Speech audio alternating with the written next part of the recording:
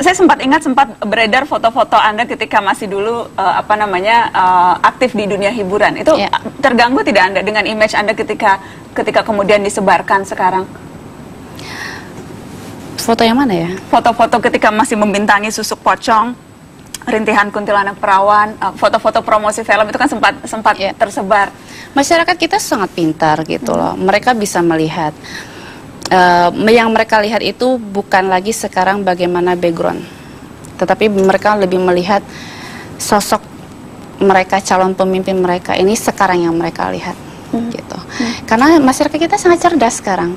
Apa kira-kira yang mereka lihat? Kita boleh katakan seperti itu. Kita boleh, kalau kita bisa katakan gini, banyak sekali politisi yang sekarang duduk dan banyak sekali ada prestasinya, tetapi juga mereka dulunya boleh kita katakan Nurul Arifin, ya kan, dia juga pemain. Tapi saya bukan pemain film itu, saya hanya pemain horor saja gitu ya. Nah, artinya mereka berguna untuk masyarakat gitu. Nah, masyarakat sekarang melihat daripada itu, ketimbang yang memang dikatakan saya yang bagaimana putri segala macam, akhirnya kan terjerat juga masalah gitu. Artinya sekarang masyarakat sudah lebih pintar. Mereka bisa menilai, tidak melihat yang karena jadi isu, Anda karena apa rekam gitu. jejak walaupun Anda masih minim pengalaman di politik, Anda optimis orang tidak akan melihat itu?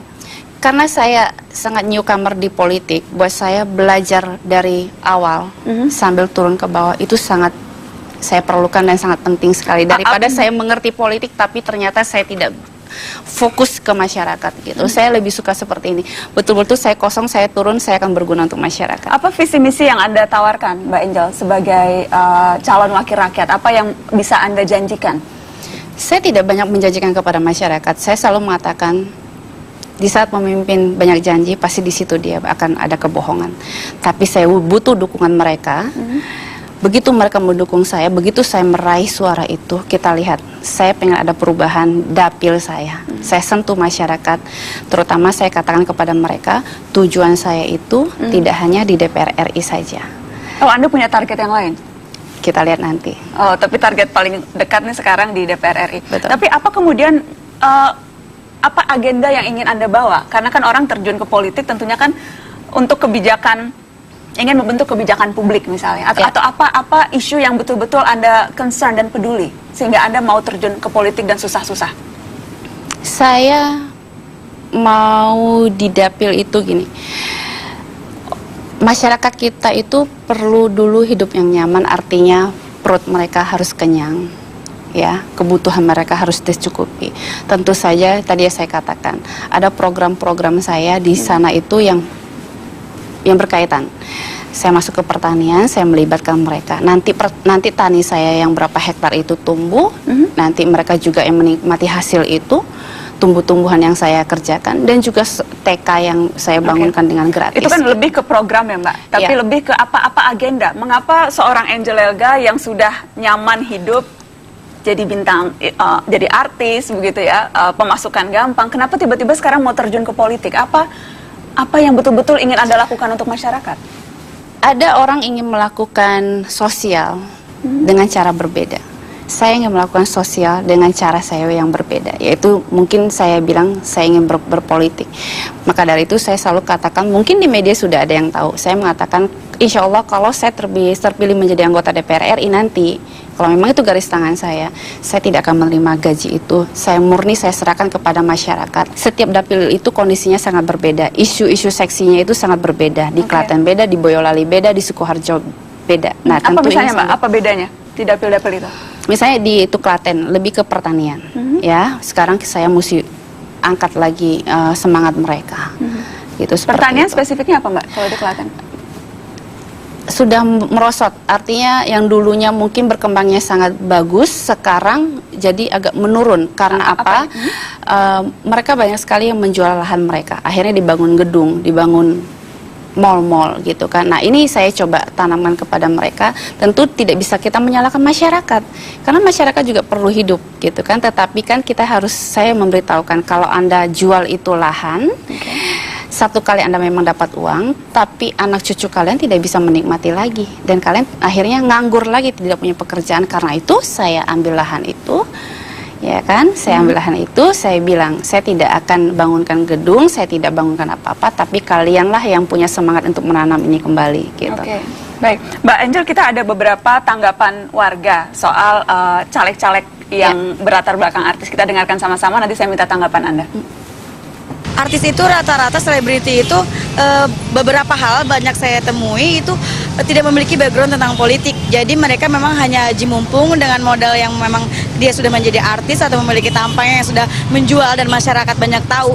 Jadi mereka ikut terjun ke politik. Jadi menurut saya itu kurang setuju karena apa juga banyak juga masyarakat atau warga-warga lain yang memang memiliki background yang lebih layak gitu ditempatkan sebagai caleg atau masuk ke dalam dunia politik. Menurut saya untuk kedepannya jika memang mereka hanya bermodalkan tampang saja, lebih baik jadi artis saja deh Mas, daripada merusak di DPR-nya nanti begitu. Mbak Angel, kalau hanya modal tampang saja mendingan tidak usah daripada merusak. Betul, saya setuju sekali. Kalau cuma hanya modal tampang saja mendingan tidak usah, karena kita turun pun tidak gampang. Untuk menyentuh hati masyarakat pun itu sangat tidak gampang, dan saya setuju sekali seperti itu. Karena itu saya katakan kita harus punya kemampuan dulu, punya kemampuan. Dan Anda yakin memiliki kemampuan itu? Saya harus yakin. Saya harus yakin. Kalau tidak yakin ya kita kan bertarung. Sekarang ini sampai April ini kita bertarung. Saya harus yakin gitu. Sudah punya rencana akan nanti kalau terpilih akan berada di komisi berapa, akan melakukan apa, tugas-tugas apa? Masih terlalu prematur saya bicara. Nanti mungkin setelah saya sudah terpilih, nanti kita bicara lagi. Tapi di minatnya di mana Mbak? Misalnya di yang Anda, sesuatu yang Anda, tadi kan juga belum sempat dijawab secara konkret begitu ya, apa misi, visi, apa agenda yang ingin Anda usung? Nanti kalau sudah duduk di DPR, apa yang akan Anda lakukan dan idealnya itu di komisi berapa? Sekarang masih berubah-ubah sih di pikiran saya. Masih berubah-berubah? Saya masih harus betul-betul memahami kondisi masyarakat yang di dapil saya. Tapi kalau memahami kondisi dan tugas gini, DPR, itu kan besar sekali. Itu tidak mungkin saya bisa lewati dalam 1-2 bulan. Karena itu luas sekali. Dapil saya itu luas sekali. Jadi saya nggak mungkin bisa ngomong, oh saya mau ke komisi dulu sekarang ini komisi berapa. Itu masih terlalu panjang gitu. Yang saya konsen sekarang ini bagaimana saya meraup suara terbanyak-banyaknya. Meraup suara sebanyak-banyaknya untuk melakukan apa Mbak? Karena kan tentunya kan intinya kan bukan meraup suara, ya, tapi betul. Apa yang akan Anda lakukan setelah Anda mendapatkan Betul. suara itu. Nah saya masih belum mendapat gambaran yang jelas Mbak Angel. Apa sih yang akan Angel Elga lakukan ketika ia sudah terpilih menjadi anggota DPR? Kenapa orang harus mau menitipkan suaranya kepada Anda? Karena saya mampu nantinya akan membawa aspirasi mereka. Aspirasi apa dan melakukan apa Mbak Angel? Ya kita lihat nanti apa yang memang mereka butuhkan terhadap saya. Misalnya mereka kan aspirasi itu kan mereka, kita lihat kondisinya kan berbeda-beda.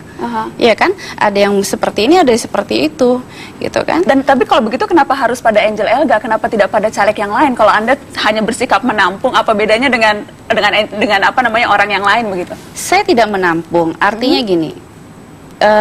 Saya katakan dari awal tadi, saya tidak banyak janji kepada masyarakat. Ya, tapi apa yang ingin Anda lakukan untuk masyarakat? Tentunya bawa perubahan. Perubahan apa, Mbak?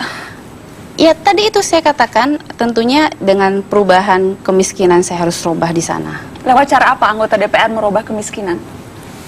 Dengan banyak cara nanti. Misalnya satu saja? Mungkin saya bisa merubah pembangunan di sana. Ya. Lewat cara apa? Kita lihat nanti seperti apa. Mbak Angel, tapi Anda betul-betul sudah yakin nih menjadi anggota DPR? Karena dari tadi pertanyaan-pertanyaan saya ke Anda, tampaknya Anda menjawabnya juga agak ragu-ragu, Mbak. Anda sudah yakin betul-betul Gini, Anda Mbak, caleg nomor 1 loh, Mbak Angel? Saya caleg nomor 1. Gini, sekarang ini kan sampai bulan April. Saya tidak mau terlalu gamblang berbicara di sini. Nanti akan dilihat sama penonton-penonton yang lain. Lawan saya program saya belum turun, mereka turun duluan. Bagaimana? Bagaimana jadi Anda tidak mau diketahui lawan? Bukankah yang penting sekarang rakyat tahu apa yang ingin Anda tawarkan sehingga mereka memilih Anda, Mbak? Saya pasti berbicara itu tentunya di dapil saya. Oh, di dapil Anda. Ini yang nonton juga banyak di dapil Anda loh, Mbak. Pasti, mereka sudah tahu kok. Jadi apa yang ingin Anda sampaikan ke mereka lewat program ini? Saya katakan kepada mereka, saya selalu turun, saya katakan kepada mereka, nanti saya tampung semuanya, saya akan membuat satu perubahan di Jateng 5 ini. Gitu. Jadi akan belajar begitu menjadi anggota DPR? Memahami kondisi di itu sana, tapi trik seperti apa permain di politik tentu saya sudah ada di pikiran saya. Sudah ada menyiapkan trik-trik untuk lobby-lobby politik dan sebagainya ya? Maksudnya? Ya kan sebagai politisi kan, ini kan sudah menjadi politisi nih Mbak. Kalau kita bicara DPR ada hak budgeting, hak anggaran, kemudian kan juga hak untuk menggolkan peraturan Iya, atau betul, kebijakan tertentu. betul, Itu kan betul. perlu lobby-lobby politik. Betul, betul. Dan itu kemudian juga sudah Anda pelajari. Dengan kedekatan-kedekatan saya dengan petinggi-petinggi, saya yakin akan lebih memuluskan saya untuk membawa aspirasi masyarakat. Kalau kita bicara dari calon incumbent yang sebagian besar maju, sepertinya sulit buat kita untuk berharap ada banyak perubahan di sana. Kecuali kita melakukan scrutinize ke 1-2 orang calon yang dianggap punya rekam jejak yang baik.